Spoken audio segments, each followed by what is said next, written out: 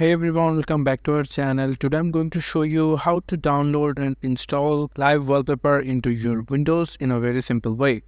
What you need to do, you just need to go into your Microsoft Store, and then here you just need to search for Live Wallpaper. You can see, click on that, and after you get an option called Get, if you click on that, and you can see that the download is completed, install is completed, and now what you need to do, you just need to minimize it and go over into the search option and going to search for Live Wallpaper.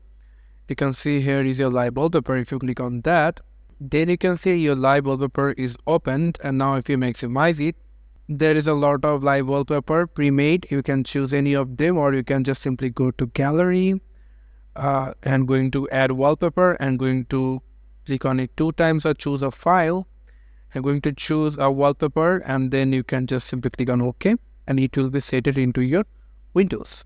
So this is how you can add wallpaper into your Windows. Thank you so much for watching this video. I hope to see you in other videos. Till then, goodbye.